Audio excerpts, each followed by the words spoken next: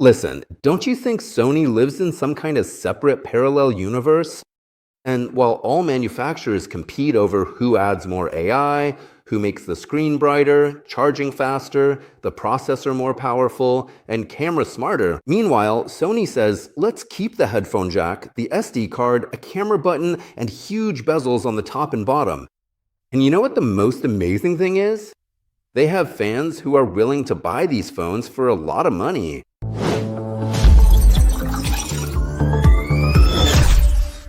Hello everyone, Frank, Mike here with you, and today we're reviewing the Sony Xperia 1 Mark 8.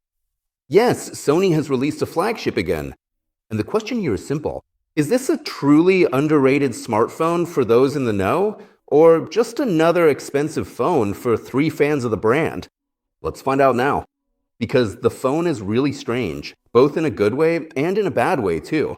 So sit back, get comfortable, and give this video a like. Let's go. Actually, when you pick up a Sony Xperia for the first time, you immediately realize it's not a Samsung or an iPhone, or some Chinese flagship trying to sell you a wow factor in the first 10 seconds. Sony isn't about that at all. They have their own philosophy.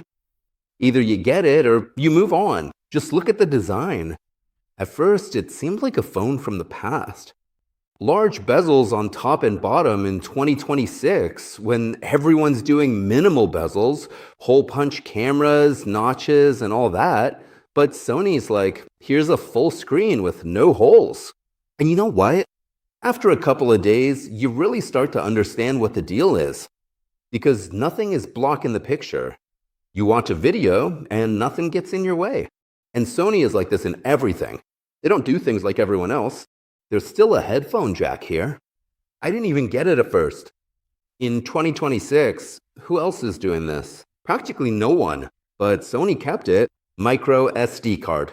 Here you go. And you don't even need it tool. Just pull it out, swap it, and that's it. And this is where I understand why certain people love the Xperia, because it's like Sony makes a smartphone not for trends, but for those who actually use the device. Because now, as usual, they removed the charger for the environment, removed the jack for a wireless future, removed the slot because there's the cloud. But Sony's like, no, here's everything all at once. But there's one problem. That's exactly why the phone feels strangely modern and old-fashioned at the same time.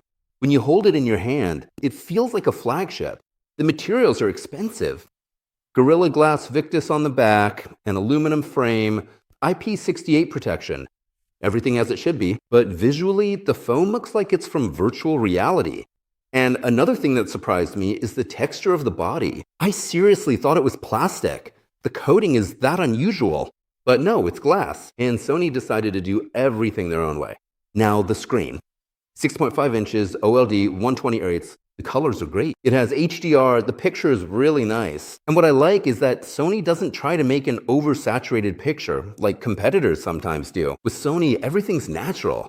Plus, Sony has a creator mode. If you work with color, edit video, or retouch photos, it's a really useful thing. But here's what's surprising.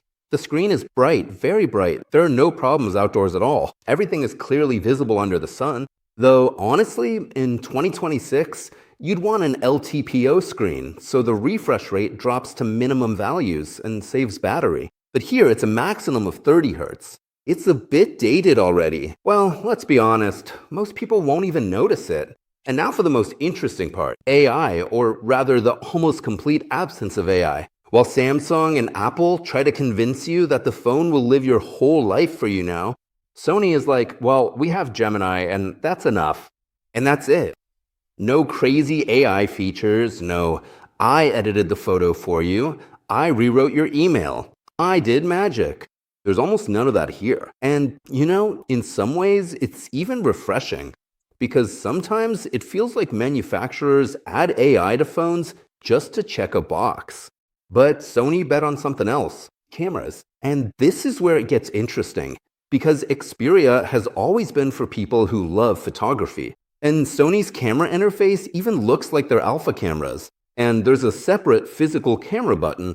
And not just a button, it's two-stage, like on a regular camera. Press lightly for focus, press all the way for the photo. and that's a real joy, especially when you're shooting fast. The cameras here are good, but not perfect. The main camera shoots decently during the day. Detail is good, dynamic range is fine, but it feels like Sony sometimes overdoes the contrast. The image can be too serious, not as bright and vivid as the competitors. Some will like it, some will say it's a bit boring. Portraits, well, honestly, could have been better. Faces sometimes look a bit strange, but the telephoto lens was a surprise. Sony removed their strange smooth zoom system and put in a new sensor. And honestly, it was the right decision, because the zoom is sharper now. The ultrawide was also surprising. Sony really did a great job here. The sharpness is good, the detail is nice.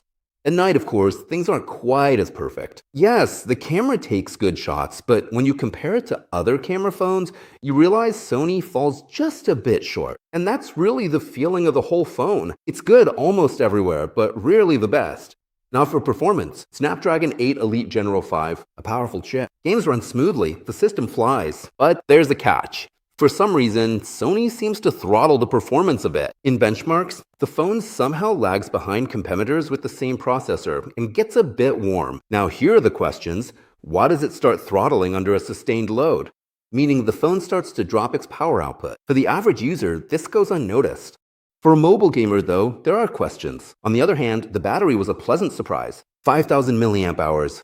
Nothing new, seemingly, but the phone's battery life is actually great. Almost a full day without recharging, sometimes even more. That's a definite plus.